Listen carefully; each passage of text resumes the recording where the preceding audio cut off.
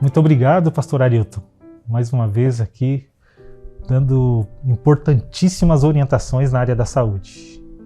É bom que nós coloquemos em prática, que assim nós seremos grandemente abençoados também. Quero desejar a você um bom dia especial. Mais uma vez estamos aqui no programa Encontro com a Vida. Hoje, quinta-feira, hein? Já estamos avançando aí na semana. E mais uma vez chegamos aqui no momento de oração. Esse momento tão especial do nosso programa. Quero compartilhar com vocês os pedidos que chegaram aqui para nós, tá bom? Alguns deles, pelo menos. Eu tenho aqui em minhas mãos o primeiro pedido, na verdade, um agradecimento da Maria José. Ela diz: eu agradeço a Deus por minha saúde e por libertação e conversão de minha neta. Que motivo especial para agradecer a Deus. A conversão da neta, pela saúde, libertação. Louvado seja Deus. Nós também devemos sempre agradecer a Deus pelas bênçãos. E aqui também nós compartilhamos esses agradecimentos. Sueli Franca, ela pede oração pelos seus filhos, William, Fanny, Raine, Fabrício, Vitória e o esposo Daniel Félix. Sueli, você tem uma grande família bonita e nós vamos orar pela sua família, os seus filhos, o seu esposo, para que Deus esteja sempre com vocês e cuidando de cada um deles. Nós temos também aqui o pedido da Eliana. Bom dia, eu gostaria de oração por mim, Eliana, para meus filhos, Luciana e Jonathan, meus netos Giovanni e Enzo, e meu genro Marco, e também o meu companheiro Regi. Que Deus abençoe nossas vidas e nos perdoe os nossos pecados, nos dê sabedoria e um coração novo. Obrigado, Senhor. Amém. Que pedido mais lindo, Eliana. Você está pedindo por sua família, que é o bem mais precioso que nós temos, e devemos entregar todos os dias nas mãos de Deus. E você agradece aqui a Deus, né? Porque Ele perdoa os pecados, né? Ele dá sabedoria. E nós vamos orar para que Ele continue abençoando sua família dessa forma. Tá? Deus, Ele nos dá o perdão, nos traz a paz, e Ele também nos dá sabedoria. Mas sabe o que eu achei mais interessante aqui? Que você pediu um coração novo, né? Uma vida nova. Que pedido interessante. Que Deus possa dar a vocês, tá? A cada dia um coração novo. Fernando também pede oração. Ele diz: bom dia, peço oração para que Deus me dê uma semana abençoada para livrar do mal. Pela família, amigos e irmãos em Cristo. Amém. Fernando, com certeza nós vamos pedir a Deus esse restante de semana abençoado, né? Cada dia pedindo a bênção de Deus, mas também que Ele nos livre do mal, que Ele livre você a cada dia do mal. Também os seus amigos e familiares, tá certo? Nós também temos aqui o pedido da Ziza Isabel. Ela pede oração. Aqui ela diz: pastor Arilton, peço oração pela minha saúde e de minha família, em nome de Jesus. E ela diz aqui que é de Curitiba. Ziza, obrigado por mandar o seu pedido de oração. Nós vamos estar orando, né, pela sua saúde, a sua família, para que Deus sempre faça o melhor por vocês. Tá certo? Vamos então ler o texto bíblico dessa manhã. Nós estamos aqui acompanhando a leitura do capítulo 107 de Salmos. E hoje eu quero compartilhar com vocês os versos 19 e 20. Diz assim: então, na sua angústia, clamaram ao Senhor, e Ele os livrou das suas tribulações. Enviou-lhes a sua palavra, e os sarou, e os livrou do que lhes era mortal. Mais uma vez, o texto nos mostra ações de Deus em favor do seu povo. E aqui é tão especial que nos diz que Deus é quem sara as enfermidades. O texto diz que através da sua palavra, Ele trouxe a cura e livrou o seu povo de tudo que era mal. Assim também Ele faz hoje conosco. Meu querido amigo, minha querida amiga, Deus pode operar o milagre na sua vida, na área da saúde, pelos seus familiares, quer seja em qualquer área da nossa vida. Deus se preocupa e, acima de tudo, Ele é o médico dos médicos. Vamos orar pedindo a Deus que Ele opere esse milagre na nossa vida, nesta manhã também? Feche seus olhos se você puder e vamos falar com Deus. Nosso Senhor, estamos aqui mais uma vez pedindo as Tuas bênçãos sobre todos aqueles que acompanham o nosso programa Encontro com a Vida. São diversos pedidos, pessoas que pedem pela sua família, pela saúde e outros aspectos que envolvem tanto a sua integridade física, a integridade mental. E sabemos que o Senhor tem poder, o Senhor é o médico dos médicos. Entrego cada um dos nossos queridos telespectadores em Tuas mãos. Que eles sejam alcançados pelo Teu poder, pela Tua mão poderosa, e que tenhamos sempre o Senhor como nosso médico maior, aquele que opera os milagres verdadeiramente em nossa vida. Entregue em Tuas mãos mais esse dia, nos abençoe e nos guarde. Em nome de Jesus. Amém. Muito bem, amigos, estamos de volta para o momento do estudo da Bíblia aqui no programa Encontro com a Vida. E eu tenho um presente muito especial a te oferecer. Trata dessa revista aqui, ó, Apocalipse. Esse é o tema que nós iremos estudar aqui no programa a partir da última sexta-feira do mês de setembro. Então nós vamos estudar aqui durante 10 semanas o livro do Apocalipse, todas as sextas-feiras. E essa revista é um presente que nós queremos oferecer para você, morador do estado de Santa Catarina. Onde quer que você esteja aqui no estado, peça agora mesmo a sua revista do Apocalipse. Nós iremos enviá-la para a sua casa e aí todas as sextas você nos acompanha aqui no programa Encontro com a Vida. A cada sexta faremos um capítulo dessa revista. Pastor, como que eu faço para pedir a minha revista? É muito simples. Você vai mandar uma mensagem para o nosso WhatsApp, que é o 48 3281 3075. Repetindo, 48 3281 3075. Escreva assim: eu quero a revista do Apocalipse. Nós vamos mandar para você um link para você colocar os seus dados postais e essa revista vai ser entregue em sua casa sem custo algum. É um presente do programa para você. Pastor, e nós que moramos fora de Santa Catarina? Você pode ter esta revista em PDF, o arquivo digital, e você também pode fazer esse curso online em nosso site bibliamais.com.br, tá bem? Fica aí o oferecimento para você e eu espero ter você, a sua companhia, nesses estudos do livro do Apocalipse. Deixa eu aproveitar e mandar um abraço carinhoso para alguns amigos, alguns internautas e telespectadores que nos acompanham. Primeiro é a Clara Garcia. Bom dia a todos meus irmãos em Cristo Jesus. Obrigado, meu Deus, por ouvir a sua palavra. O mais importante é praticar e obedecer. Me ajuda, Senhor, com isso. Isso mesmo, Clara. Todos nós precisamos da ajuda do Senhor para obedecermos às suas orientações. A Lucimar Carvalho nos escreveu: bom dia, Deus nos abençoe, pastor. Como é bom o nosso nome na boca de ungido de Deus. Quando você leu o meu comentário, chorei de alegria. Olha aí, estamos lendo de novo então, viu, Lucimar Carvalho? Que Deus possa abençoar você grandemente, tá bem? O Tiago escreveu: bom dia a todos, graça e paz esteja com todos em nome do Senhor Jesus. Tiago, um abraço carinhoso também para você, que Deus possa abençoá-lo grandemente. Você pode mandar o seu recadinho para nós também através de nossas redes sociais, que vão aparecer para você aí. Mande o seu pedido de oração, o seu agradecimento, e nós vamos estar conectados com você. Agora pega a sua Bíblia e vamos então para o tema de hoje.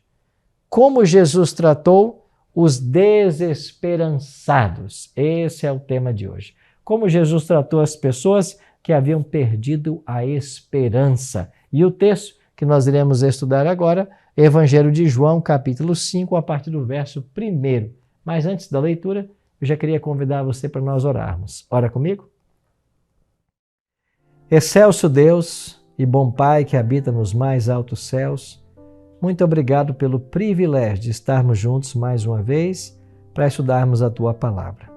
queremos suplicar ao Teu bom e Santo Espírito que esteja ao nosso lado e que nos auxilie agora no estudo da Tua mensagem. Abençoe cada amigo, cada amiga que ora comigo nesse instante. Pedimos isso em nome de Jesus. Amém. Muito obrigado por ter orado comigo. Então vamos então para o texto de João, capítulo 5, versos 1 a 15. Nesses versos, vamos encontrar a história de Jesus curando um paralítico lá no tanque de Betesda, em Jerusalém. O texto eu leio assim. Passadas estas coisas, havia uma festa dos judeus e Jesus foi para Jerusalém. Existe ali, junto ao portão das ovelhas, um tanque chamado em hebraico Betesda, o qual tem 5 pórticos. Nesse jazia uma multidão de enfermos, cegos, coxos, paralíticos, esperando que a água se movesse, porque um anjo descia de tempos em tempos agitando-a. E o primeiro que entrando no tanque, uma vez agitada a água, sarava de qualquer doença que tivesse. Estava ali um homem enfermo, havia 38 anos. Jesus, vendo-o deitado e sabendo que estava assim havia muito tempo, perguntou: Você quer ser curado? O enfermo respondeu: Senhor, não tenho ninguém que me ponha no tanque quando a água é agitada. E quando tento entrar, outro enfermo chega antes de mim. Então Jesus lhe disse: Levante-se, pegue o seu leito e ande. Imediatamente o homem se viu curado e, pegando o leito, começou a andar. E aquele dia era sábado. Por isso os judeus disseram ao que tinha sido curado: É sábado, e nesse dia você não tem permissão para carregar o seu leito. Ao que ele respondeu: O mesmo que me curou me disse: Pegue o seu leito e ande. Perguntaram-lhe: Quem é o homem que disse a você: Pegue o seu leito e ande? Aquele que tinha sido curado não soube responder, porque Jesus tinha se retirado, por haver muita gente naquele lugar. Mais tarde, Jesus o encontrou no templo e lhe disse: Olhe, você foi curado. Não peque mais, para que não lhe aconteça coisa pior. O homem se retirou e disse aos judeus que tinha sido Jesus quem o havia curado. Que história extraordinária! Eu já visitei Jerusalém algumas vezes. E quando você chega nessa cidade e passa ali pela Porta das Ovelhas, você anda mais ou menos uns 200 metros talvez, e à direita você entra para o tanque de Betesda. Esse tanque de Betesda continua do mesmo jeito que estava nos dias de Jesus. Você chegando ali, você desce por uma escada que vai fazendo alguns círculos, desce os 5 pavilhões até lá embaixo, aonde você encontra a água. Até hoje lá está a água. Nos dias de Cristo, os paralíticos, coxos, aleijados, ali se amontoavam em busca de cura. A Bíblia fala de que de tempos em tempos um anjo descia, agitava a água. A Bíblia não está dizendo que essa história é verdadeira. Ela está mencionando a crença popular da época. De fato, não havia um anjo que descia para agitar as águas. As pessoas pensavam que ali pudessem em algum momento ser curadas. E esse paralítico ali estava junto com outros esperando, quem sabe por muito tempo. A Bíblia menciona quanto tempo? 38 anos. Sabe o que é você esperar por 38 anos que um milagre aconteça? Esse homem já havia perdido completamente suas esperanças. Mas para onde ele deveria ir? Na situação miserável que vivia, era ali, junto a outros coxos e paralíticos, que encontrava o ambiente para continuar sua vida. Há 38 anos esperando por um milagre. E quando Jesus se aproxima, quem sabe Jesus tenha visto ali a situação de vários que ali estavam, mas a sua atenção foi chamada para esse, ao perceber, ao saber por quanto tempo ali estava esperando. Quando Jesus se aproxima do homem, ele é muito direto em sua pergunta. Queres ser curado? Você quer ser curado? Ao que esse homem respondeu que ele queria, mas o problema é que, por ser paralítico, quando a água era agitada e ele ia em direção à água, outros entravam antes dele e ele nunca conseguia. Bom, nós não sabemos de fato se algum tipo de cura acontecia, parece-nos que não, mas ali estava esse homem buscando esse milagre ao longo de toda uma vida, 38 anos. O que ele não sabia é que diante dele estava aquele que podia curar todas as suas enfermidades e resolver todos os seus problemas. Ali estava Jesus. Com uma pergunta simples e objetiva, Jesus esperou abrir espaço no coração desse homem para que ele fosse curado. O homem não entendeu a princípio a proposta de Jesus. Achou que Cristo estivesse falando da água. Por isso ele disse, quando a água é agitada, outros vão antes de mim. E então Jesus dá uma ordem para esse homem. Pegue o seu leito e ande. Pegue o seu leito e ande. Levante-se, pegue o seu leito e ande. Imediatamente o homem se viu curado. Pegou o seu leito e começou a andar. Que cena maravilhosa! Eu fico imaginando que no burburinho da multidão que ali se aglomerava, essa conversa de Jesus com esse homem foi uma conversa ao pé de ouvido, uma conversa bem particular. Quem sabe ninguém mais ouviu essa conversa. Quem sabe talvez algum discípulo de Cristo que estivesse perto dele. Mas quando ele é curado e ele pega ali a sua esteira e ele começa a andar, ele percebe o milagre que se operara, dá glórias a Deus, mas de repente ele não vê mais Jesus. Ele não sabia quem era Jesus. Ele não conhecia Jesus. Interessante que esse homem havia perdido completamente as esperanças. Mas Cristo tinha um plano para ele. Então Cristo vai lá aonde ele estava para operar o milagre que ele precisava. Isto é a essência do Evangelho. Jesus indo em busca do pecador para operar nele uma transformação que lhe trará uma nova vida. É assim que Deus trabalha. Interessante que o texto deixa muito claro de que o milagre aconteceu num dia de sábado. Se você olhar todo o Novo Testamento, pelo menos os evangelhos, você vai perceber que Jesus Cristo entrou em confronto com os judeus por causa do sábado em pelo menos 8 ocasiões. Jesus entrou em confronto com os judeus por causa do sábado. Alguns querem usar esses textos para dizer que Jesus quebrou o sábado. Mas como Jesus teria quebrado o sábado? Se o sábado é o 4º mandamento da lei de Deus, conforme Êxodo 28:11, se Jesus quebrasse esse mandamento, ele não poderia ser o nosso Salvador. Pelo contrário, ele próprio precisaria de um Salvador. Jesus nunca quebrou nenhum mandamento, mas ele entrou em discussão com os judeus a respeito do sábado para deixar bem claro para eles e para nós também o verdadeiro sentido do sábado. O povo judeu havia colocado tantas tradições, tantos rituais em relação ao sábado, que este tornou-se um pesado fardo que ninguém conseguia carregar. Um exemplo era o simples pegar a esteira onde o homem estivera deitado e andar com ela, na visão deles, era pecado. Não que isso fosse pecado para Deus.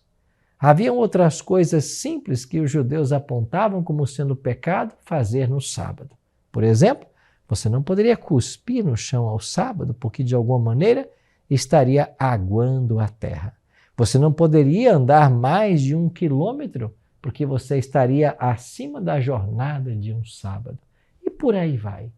Jesus veio para romper com todas essas barreiras que não estão na palavra de Deus, mas que foram criadas pela imaginação desses líderes judaicos. O que o mandamento pede de nós é que nós não trabalhemos no sábado. Ou seja, se eu trabalho a semana inteira como um pintor, eu não vou trabalhar no sábado. Se eu trabalho a semana inteira como um motorista, eu não vou dirigir no sábado. Se eu trabalho a semana inteira numa farmácia, eu não trabalho no sábado. Está entendendo? É esse trabalho que o mandamento proíbe. O mandamento não fala de você andar uma certa distância, de você não poder pegar uma simples esteira, especialmente para alguém que estava dormindo nela há 38 anos e agora fora curado. Eles haviam se apegado tanto à lei que se esqueceram de Jesus. Eles haviam criado tantos artifícios, tantas tradições, tantos rituais, que a lei de Deus perdeu o seu brilho, perdeu o seu real propósito como dado por Deus. E foi para trazer de volta a visão correta sobre a lei que Jesus então efetuou milagres no sábado, justamente para que a discussão fosse levantada e Jesus pudesse clarear na mente das pessoas o quarto mandamento. Na sequência do texto, Jesus vai dizer depois: o meu Pai trabalha até agora e eu também trabalho. A obra que Jesus viera realizar era salvar o pecador. E que pecado há nisso? Que pecado há no trabalho de pregar o Evangelho, no trabalho de visitar um doente, mesmo no dia de sábado? Aliás, o dia de sábado é um dia especial de se fazer o bem. A Bíblia ensina isso. Então, Cristo queria deixar claro para aquelas pessoas o real sentido do sábado, como sendo um dia de deleite para todos nós. E todo aquele que busca guardar a lei de Deus, inclusive o sábado, experimentará as bênçãos sabáticas que Deus reservou para todos nós.